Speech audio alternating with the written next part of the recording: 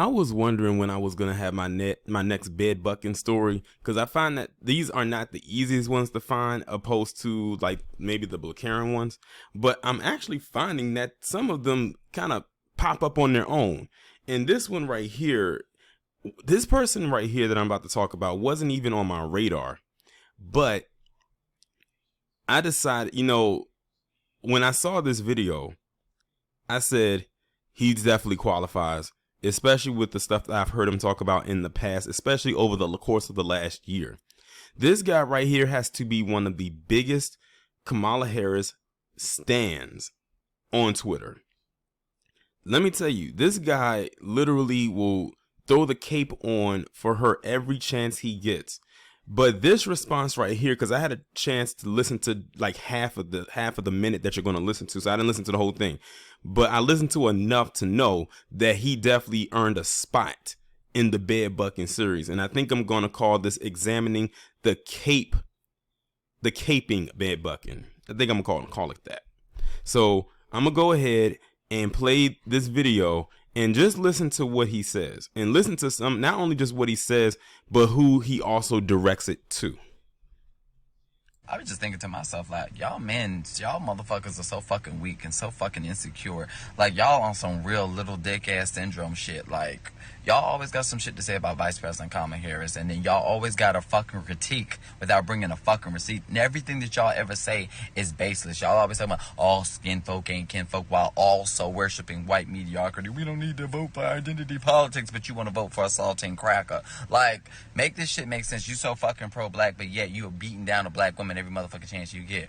It's funny, y'all always talking about, well, what is Vice President Harris doing? Well, let's look at what the fuck she's doing. She's broken more ties than any vice president in history. More than Joe Biden, more than Mike Pence, more than Al Gore. So my whole question is, why y'all got all this smoke? Why y'all holding her to this most impossible motherfucking standard when y'all weren't holding these white saltine crackers to that damn standard? My question is, y'all mad because it's a woman, and a black woman at that, somebody who's competent, pretty, intelligent, and you ain't never gonna be her, bitch.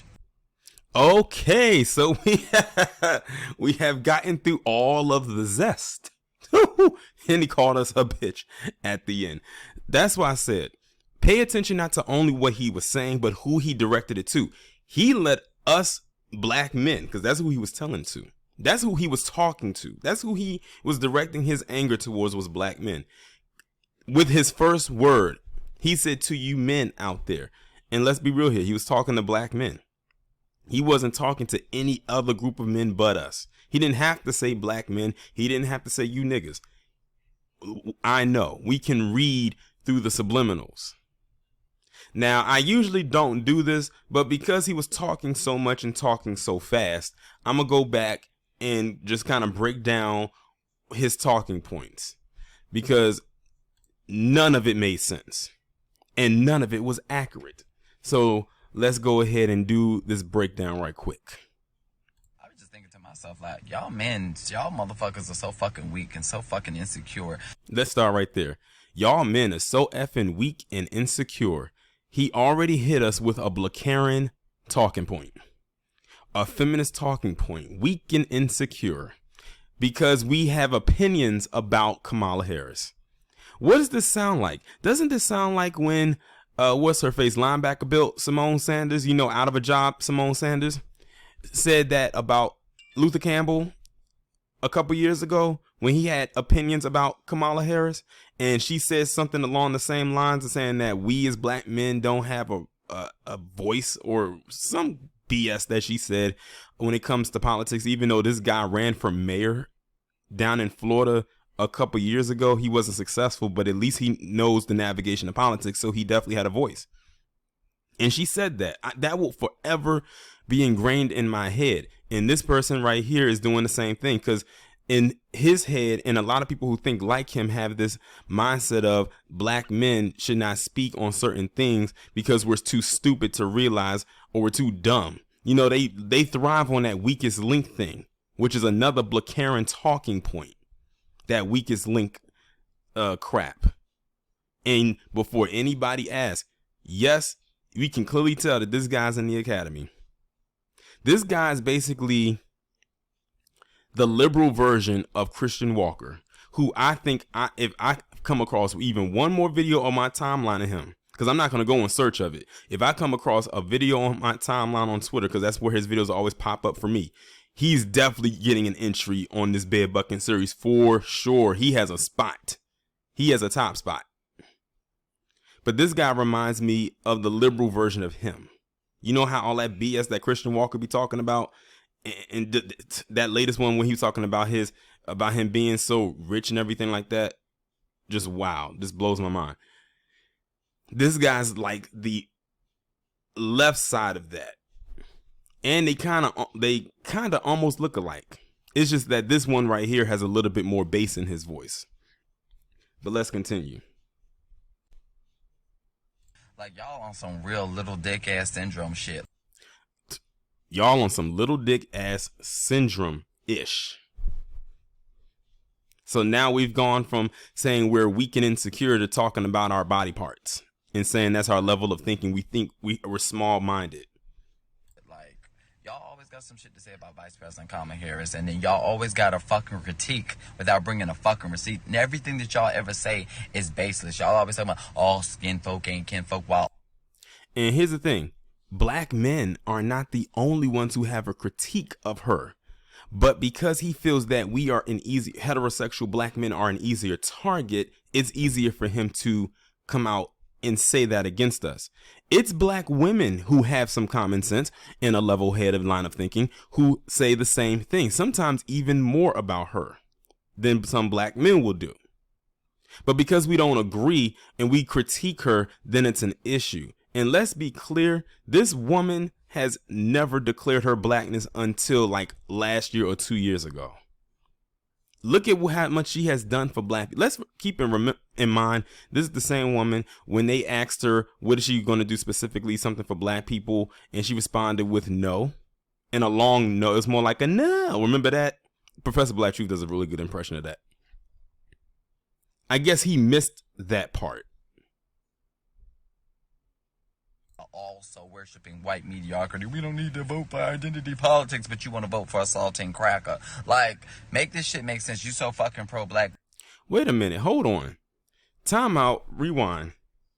He says we want to vote for a saltine cracker. But let me just say this. I can only speak for myself. I didn't vote in the last election. I didn't vote for neither one, 45 or the current now 46.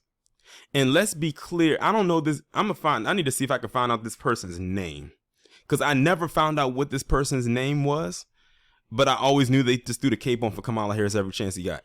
Let's be clear here. This guy completely contradicted himself, because he says y'all will vote for a saltine cracker. But didn't he have to vote for Joe Biden in order for Kamala Harris to become vice president? Because on that ticket, it said Joe Biden, Vice President Kamala Harris, not Kamala Harris, check Joe Biden. Because they were on the ticket together, and because he was going for presidency, his was the name you had to click off. So he had to vote for that saltine in order to get his chameleon queen, because I refuse to call that woman black. I mean, I know I'm not the only one that caught that, but let's continue. Down a black woman every motherfucking chance you get. And see that part right there, he says you will beat down a black woman every chance you get. This guy's literally mixing in his caping for Kamala Harris to black men being mean or negative towards black women as a whole. Like, really that's why I'm going back to do this breakdown, because I said he was talking so fast that it would have been hard for me to really break down what he was talking about. But that's what he's doing in this instant. He went from caping for Kamala Harris to saying black men beat down on black women. Another talking point that comes from you know who. And like I told you, those in the academy, a lot of them, especially those who are black or identify as black, have that same line of thinking. That same exact line of thinking.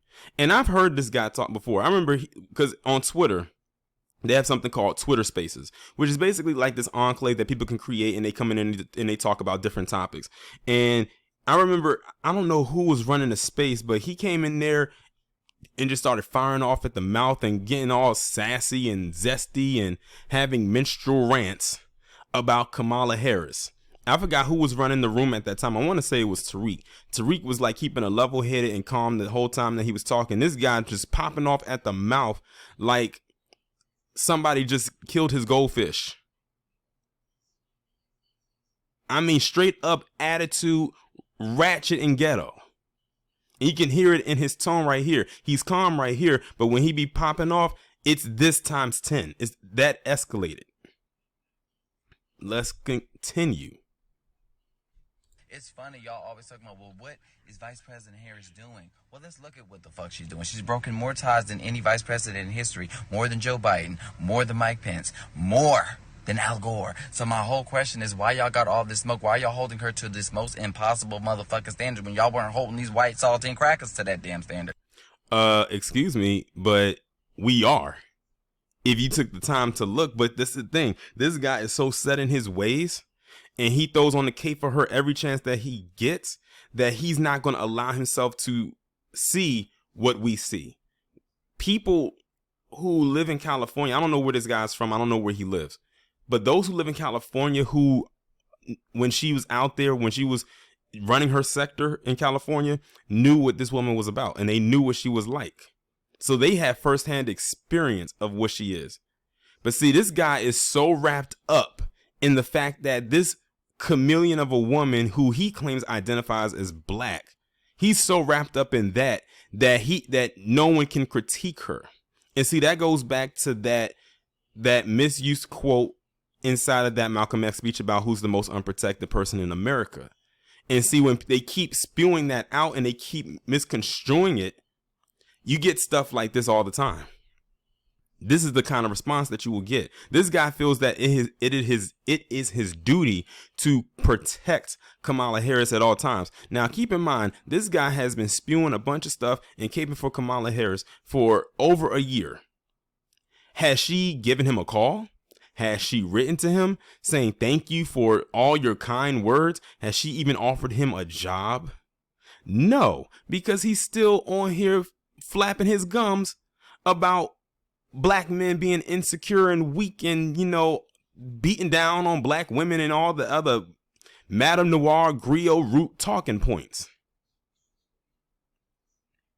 But again, it's not only black men that have ill will towards her or think low of her. It's not just black men, it's other people as well. But because he feels that black men are an easier target and he has a base that he feels he has to protect, and black men aren't his base, at least black heterosexual men aren't his base, that's who he's going to go after. But we know he ain't going to go after them PC folks. Yeah, granted, he called them saltine and he called them cracker in this video, but we know he only did that to get to take a dig at us.